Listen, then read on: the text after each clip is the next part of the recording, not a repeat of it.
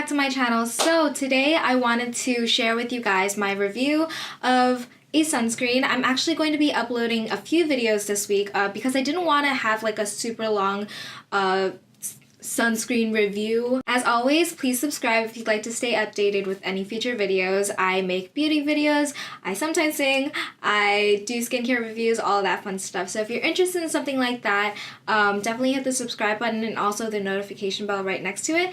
Anyway, so without further ado, let's get right into it. I have a lot to go over. Now, personally for me, I feel like sunscreen is one of the most important parts of a skincare routine. You have like the Korean 10-step skincare routine. I honestly feel like you don't need that. For your day-to-day operations, I guess, oh my gosh, I'm such a business student. Anyway, for your day-to-day operations, I feel like the bare minimum that you need in the morning is a moisturizer and a sunscreen, a really good sunscreen that you know that you're going to be using. I also don't even cleanse my face in the morning. I just splash my face with water and that's it.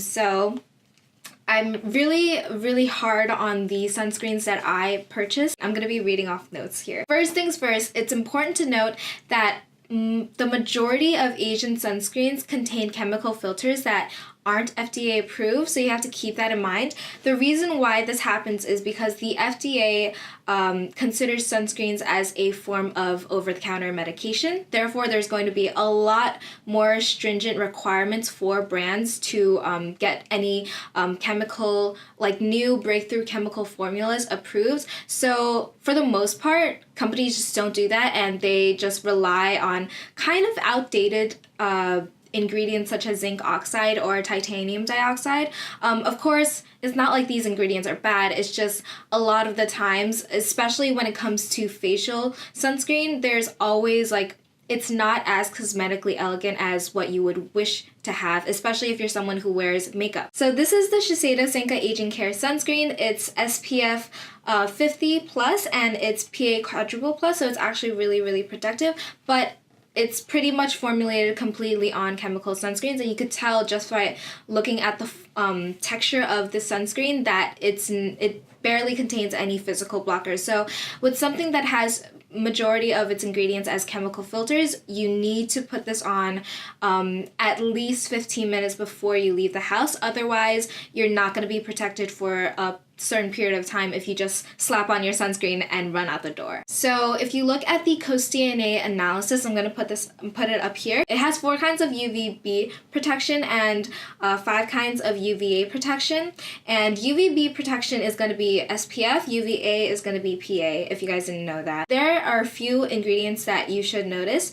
One of them is dimethicone, and that is going to make this sunscreen a little bit more cosmetically elegant and more similar to a primer, like a makeup primer. And another one to notice is hydrolyzed hyaluronic acid, and that's going to be a very good moisturizer. There's not a lot of it present in this formula, but I think hyaluronic acid is always a benefit whenever you find it in any kind of ingredient because it's a really good moisturizer. It holds onto moisture, so it's good for people who have particularly dry skin. And also it contains tocopherol. I'm not sure if I'm pronouncing that right. I'm so sorry about that. This is the only possible acne triggering ingredient in this entire formula, which is actually really rare because as you'll see later on when I post like my next few videos on different sunscreens that I also used before, some of them do contain several acne triggering ingredients, and it's kind of sad because a lot of sunscreens these days, it's hard to formulate it without including these acne triggering ingredients, but also like you need to use sunscreen. So there's always a trade-off. Right, so the texture for this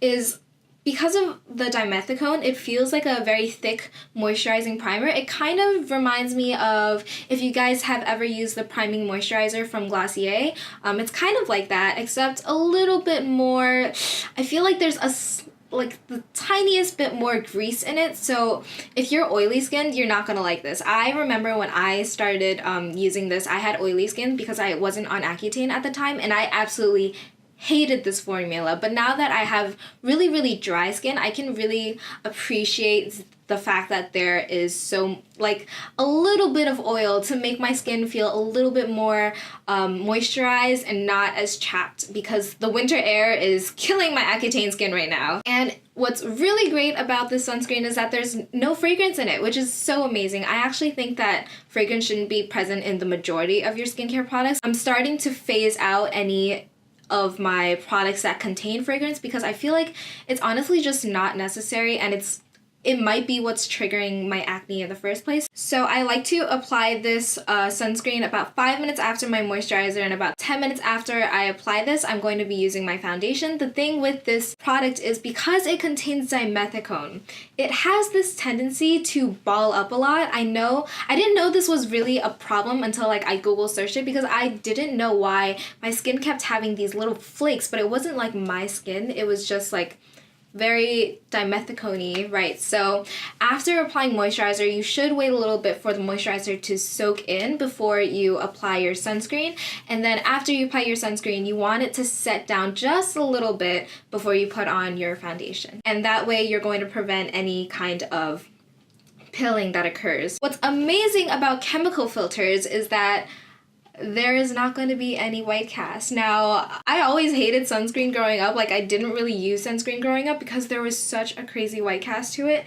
And especially if you're someone who has greasy skin, if you have shiny white skin, it's just not, it doesn't look good. So I didn't use sunscreen a lot when I was a kid, but now that I found better sunscreen, it's been a lot easier for me to use sunscreen on my day-to-day. And finally, how much does this sunscreen cost? It is actually pretty affordable compared to most facial moisturizers from Asia. It's about $8 on Amazon, which I think is fair because there's about 50 milliliters, and I went through 2 tubes of these, so it took about, I believe, 3 to 4 months of using this on a daily basis for me to get, like, to finish the tube, so definitely keep that in mind. Also, I don't use the sunscreen on my body. I just use a regular sunscreen because I'm not that high maintenance. I just didn't like the really greasy feel that, like, most sunscreens in the US had on my face. Right, so that is my overall review of the Shiseido Senka Aging, skin sunscreen.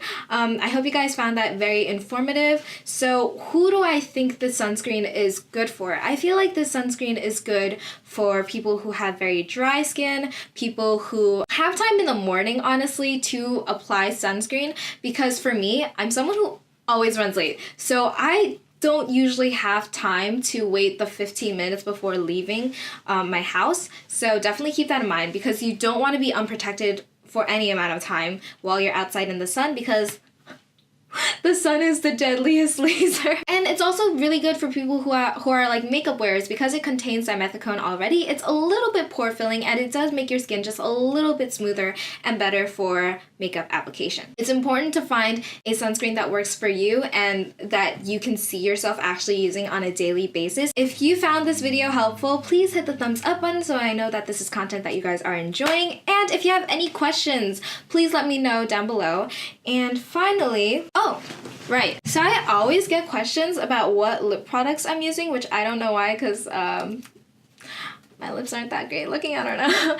Anyway, but if you guys are wondering, I'm using the Wet n Wild Mega Last Liquid Catsuit Matte Lipstick in 926B Berry Recognize. I just applied it to the center and then blotted it off. I applied Aquaphor beforehand, and it really gives like a nice like dusty rose effect. Yeah, if you guys were wondering. Alright, so that's the end of my video. I'll see you guys in the next one.